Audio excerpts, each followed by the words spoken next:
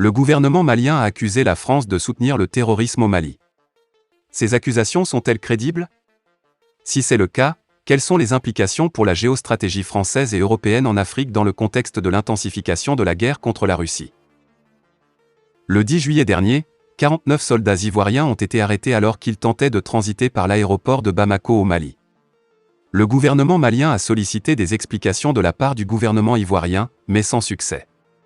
Depuis la prise de pouvoir par un coup d'État militaire en 2020, la junte dirigée par le colonel Assimi Goïta a publiquement fait l'objet d'une opposition par le gouvernement ivoirien. Abidjan soutient que les soldats se trouvaient à Bamako dans le cadre de la mission MINUSMA de l'ONU. Mais le gouvernement malien explique qu'il a des preuves que ce n'est pas le cas.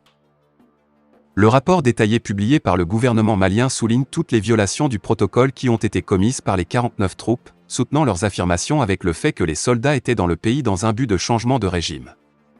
Par exemple, les soldats étaient déguisés en étudiants et en commerçants.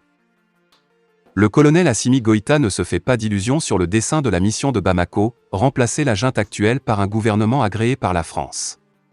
Tout le monde au Mali soupçonne Paris d'être derrière le climat d'agitation actuel au Mali.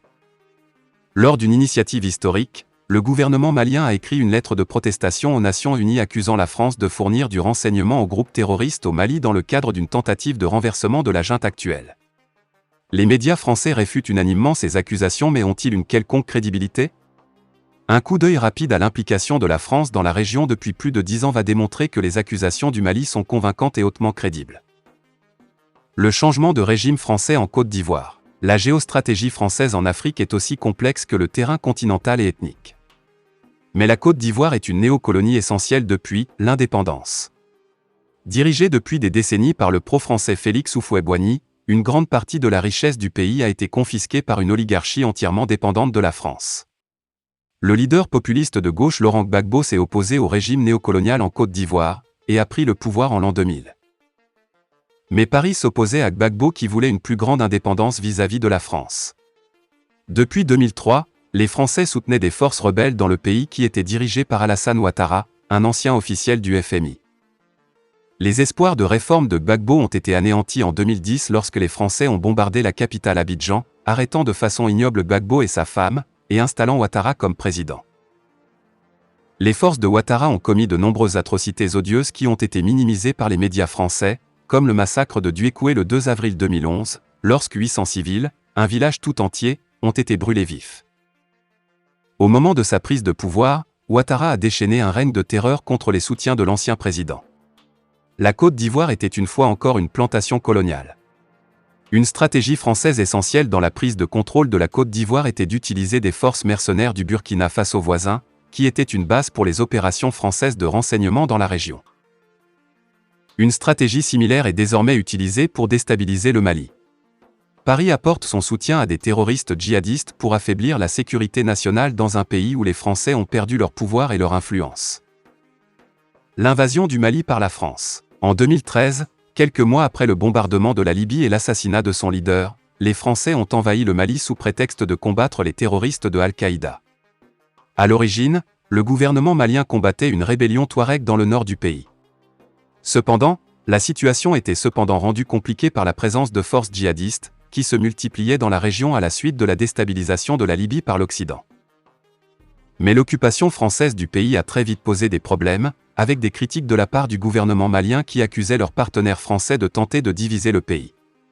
Nombreux sont ceux qui soupçonnaient les Français de faire un accord avec les Touaregs dans le nord, ce qui aurait facilité leur projet de la République séparatiste d'Azawad, la région nord du Mali revendiquée par les séparatistes Touaregs. Le désordre et le mécontentement dans le pays avaient déjà mené au coup d'État du général Sanogo en 2012. L'armée malienne avait déjà été mécontente de la guerre du président Amadou Toumani Touré contre les séparatistes du Nord et les groupes liés à Al-Qaïda. Le pro-français Ibrahim Boubacar Keïta a dirigé le pays de 2013 à son élimination lors d'un coup d'État militaire le 18 août 2020. Le colonel Assimi Goïta est actuellement le président du Comité national pour le salut du peuple, le gouvernement par intérim du Mali. La situation au Mali est rendue compliquée par l'implication d'autres pays européens. Mis à part obtenir un accès à l'une des plus grandes réserves d'or du monde, la présence française au Mali est liée à un projet de puissance militaire. Les Français veulent contrôler la région du Sahel tout entière. Ils veulent aussi être la partie majoritaire d'une armée européenne. Le Mali a été un important camp d'entraînement pour les opérations militaires françaises et européennes. Lors de l'opération Barkhane, la mission française au Mali, Paris a mobilisé le soutien de partenaires clés dans la guerre de l'OTAN contre la Russie, comme l'Estonie qui a eu jusqu'à 90 troupes au Mali. Depuis 2021, la coalition militaire menée par la France au Mali a répandu des rumeurs sur les opérations supposées du très controversé groupe russe Wagner dans le pays. Mais les gouvernements russes et maliens ont nié ces allégations, affirmant que la Fédération de Russie fournit une assistance militaire légale au gouvernement malien. Alors que le groupe Wagner semble être actif, les allégations non fondées concernant ces activités font partie de la guerre de l'information en cours menée contre la Russie, et le Mali est désormais au centre d'une nouvelle guerre géostratégique entre l'alliance militaire occidentale et la Russie et l'Afrique. Assimi Goïta est perçu par les Français et les Américains comme pro-russe. Son récent appel avec le président Poutine où le président russe a offert une assistance humanitaire, aura confirmé les soupçons français que désormais Moscou a un ancrage ferme dans le pays. L'influence russe au Mali remonte aux premières décennies de l'indépendance du pays. Le premier leader du pays orienté à gauche, Modibo Keïta, a été évincé en 1968 par une action menée par la France, installant l'impopulaire général Moussa Traoré à sa place. On soupçonnait Keïta d'être trop proche de l'URSS. Traoré a subordonné le pays aux intérêts français. Le retour de la Russie en tant que puissance mondiale sous Poutine a persuadé de nombreux Africains que leurs intérêts seraient mieux servis avec un partenariat militaire et économique avec Moscou. Conclusion. La junte malienne a un large soutien populaire. Cela a été démontré en janvier dernier lorsque des milliers de manifestants sont descendus dans les rues de Bamako en soutien à l'armée et contre l'interférence française dans le pays. Depuis le retrait français, l'armée malienne a accusé la France de violations répétées de son espace aérien. Ils ont averti la France que des violations supplémentaires mèneraient à ce que des avions français soient abattus. L'ambassadeur de France au Mali a été expulsé le 31 janvier après qu'il ait critiqué la junte. La composition ethnique complexe du Mali est un sujet de préoccupation pour l'unité et la stabilité du pays. Les groupes ethniques Fulani et Dogon se battent depuis des siècles concernant l'accès aux terres arables et aux ressources. L'Alliance militaire occidentale est experte en fomentation de dissensions ethniques. Les Fulani sont hautement représentés dans de nombreux groupes djihadistes, alors que Dan Nahambassagou, une milice Dogon dont on pense qu'elle est pro-junte, est constamment diabolisée par la presse occidentale. Par exemple, le groupe a été accusé d'un massacre à Ogozagou en février 2019 au cours duquel 160 éleveurs ont été tués. Human Rights Watch, avec son copieux manque de preuves habituelles, continue d'accuser Dan Nahambassagou pour l'attentat. Mais le groupe a nié ces allégations. Dana Ambassagu est une milice Dogon constituée en 2016 afin de protéger le peuple Dogon des djihadistes et des attaquants Fulani. Nombreux sont ceux qui suspectent la France de les soutenir. Des activistes PAN africains comme Kémy Séba pensent qu'Assimi Goïta est en train de devenir le symbole d'une nouvelle révolte anti-impérialiste africaine. Depuis leur rôle dans la destruction de la Libye, les Français ont perdu toute crédibilité en Afrique. À l'heure où nous parlons, des militaristes français poussent à une guerre totale entre l'OTAN et la Russie, prônant ouvertement le déploiement de troupes françaises en Ukraine. Mais les Russes obtiennent des alliés à travers le monde développé. La Russie et le Mali ont un intérêt commun à combattre le terrorisme.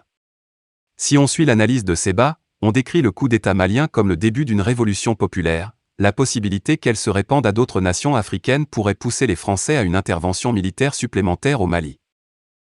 Lors de sa visite à Moscou la semaine dernière, le ministre des Affaires étrangères malien, Sadio Camara, a affirmé que certains partenaires utilisent la loi internationale et les sanctions pour affaiblir l'État malien, l'empêchant de combattre les terroristes. Tout le monde sait bien qui sont ces partenaires.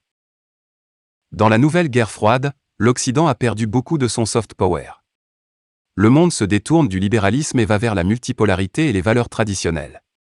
Les accusations du gouvernement malien contre la France pourraient être le début de la fin pour l'hégémonie occidentale sur le continent africain. Fin de la vidéo, merci pour votre attention.